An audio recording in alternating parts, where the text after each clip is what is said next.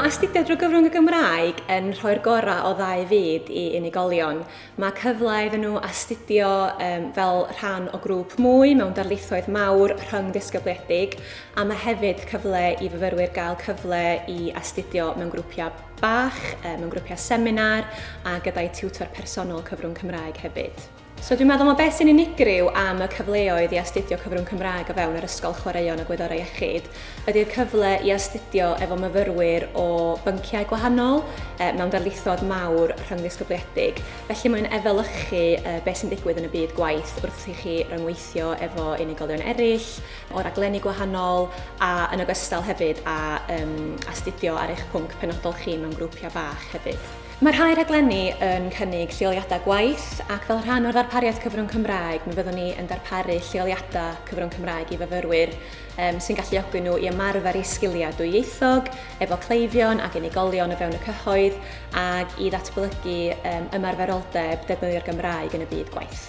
Rhan arall o ddatblygu sgiliau cyfrwng Cymraeg ydy cymdeithasu a rhyngweithio efo nifer o fyfyrwyr gwahanol, a mae modd i fyfyrwyr ar y rhaglenni cyfrwng Cymraeg wneud hynny drwy sesiynau rhyngddisgyblaethol a darlithoedd mawr ble mae nifer o fyfyrwyr yn mynychu, ond hefyd drwy weithgareddau cymdeithasol sydd yn digwydd o fewn y Mhrifysgol drwy'r Gymdeithas Gymraeg. Bwriad ni o fewn yr Ysgol Chwaraeon a Gwyddorau Iechyd ydy cefnogi myfyrwyr i lwyddo yn ddwyieithog y gorau gallu nhw.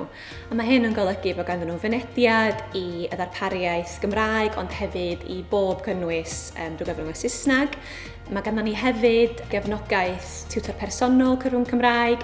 Mae modd i unigolion gyflwyno unrhyw ddarn o waith drwy gyfrwng y Gymraeg, a mae modd iddyn nhw ddefnyddio sesiynau gloywi iaith i ddatblygu eu hyder a'i gallu.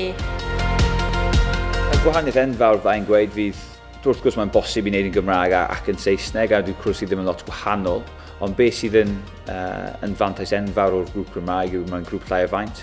Mae'r tiwtor personol, grŵp tiwtor personol yn fel nes i sôn, yn ddwsin neu'n 15, so mae hynny'n teimlad teuluol mewn ffordd, a mae hynny'n dangos lot o gefnogaeth iddyn ni gyd rhwng ni i'r myfyrwyr a rhwng y myfyrwyr ei hun hefyd. Mae'n amser cyffroes i astudio trwy gyfrwng Gymraeg. Fel ni sôn, mae grwpiau bach, mae'n teimlo fe'n teuluol. Wrth gwrs, gallech chi dod o unrhyw le o Gymru, ydych chi'n dod lawr, mae Gymru Gymraeg i gael fan hyn, teimlad o cymuned.